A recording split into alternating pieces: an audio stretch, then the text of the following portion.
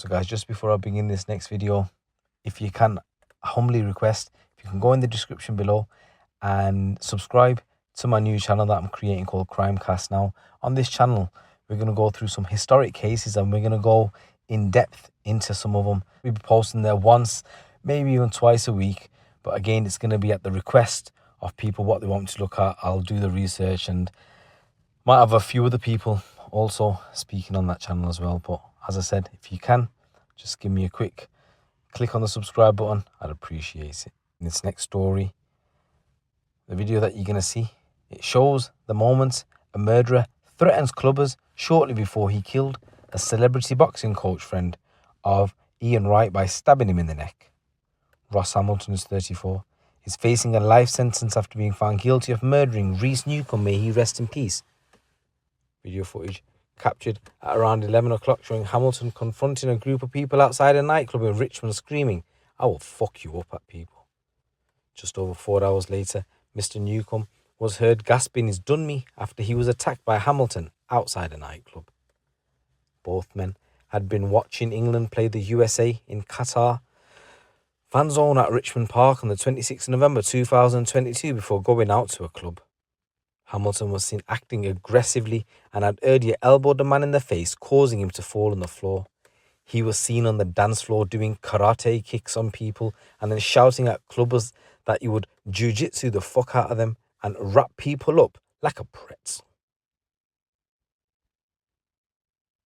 Father of one, Mr. Newcombe, who helped train former England star Wright and other celebrities for a charity boxing match in 2014, and he trained a number of celebrities.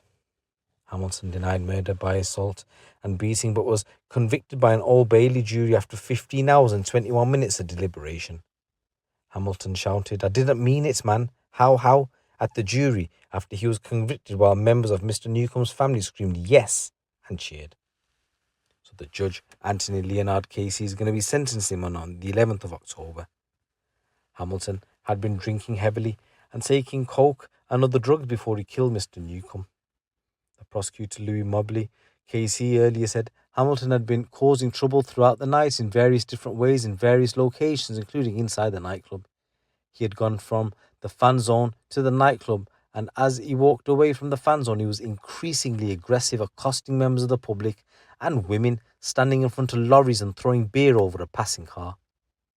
Throughout the evening, he was involved in a number of low-level altercations with other individuals inside, goading people and behaving erratically, doing karate kicks on the dance floor, harassing people, putting his arms around people, sometimes being aggressive. He was being a nuisance. At the end of the night, when the nightclub closed and everyone spilled onto the streets, instead of going home, he was hanging around outside, behaving in an aggressive and erratic manner.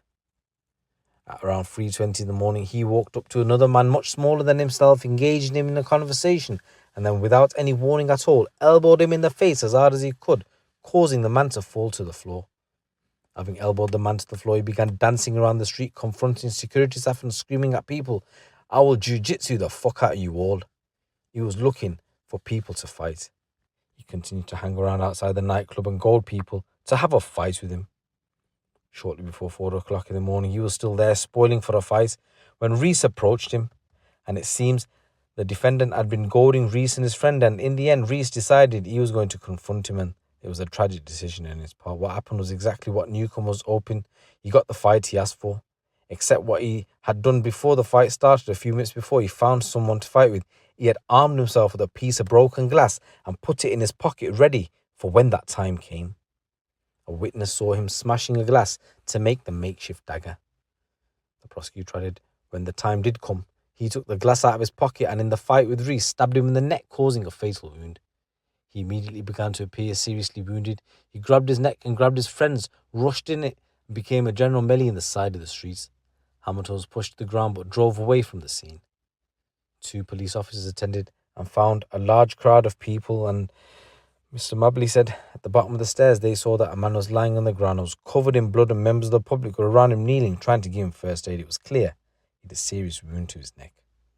Mr. Newcombe was taken away in an ambulance and had emergency surgery, but was pronounced dead at 10:15 in the morning. Once again, I just want to say rest in peace, Mr. Newcombe. Condolences go out to your family. A few days later, Hamilton handed himself in at a police station claiming he'd been acting in self-defense and giving evidence in court. He said, "I'm ashamed of myself. I was acting like a prat. I'm sorry and I'm remorseful, but at the same time I have ADHD. When I'm drinking, I'm very over the top. I can't stop fidgeting and moving my hands around. I was just excitable. I'd taken some drugs that day. I had a lot of energy. I was bouncing around like a Duracell bunny, just had high energy. I was actually in a good mood, good spirits. I was having a good night." He claimed Mr. Newcombe approached him and said, fight me. You think you're hard, man. You smacked my mate, fight me." He said, "I knew Reece was a boxer. I didn't want to fight him." He said someone else then grabbed him on the back of the shirt and he tried to put his beer bottle on a wall, but it fell and smashed. And he said 10 to 20 people then came around the corner. He goes, "At this point, I knew the attack was imminent. I just grabbed the bottle off the floor and started swinging. I don't know if it was broken at the time. I don't think it was. I was just trying to get me free. I'm surrounded. I'm getting battered." And he sobbed, "I never intended for anyone to lose their life. I was just trying to fight back. Didn't really have time to think anything. It all happened in a second. I was just getting kicked and punched from front, back, and every angle." So, absolute madness. Jurors had also heard how Hamilton had assaulted his girlfriend in 2020 by hitting her with the bottle and then kicking her in the stomach. And he was also convicted of assaulting a taxi driver in 2014 after he punched him twice in the head after an argument over a taxi fare.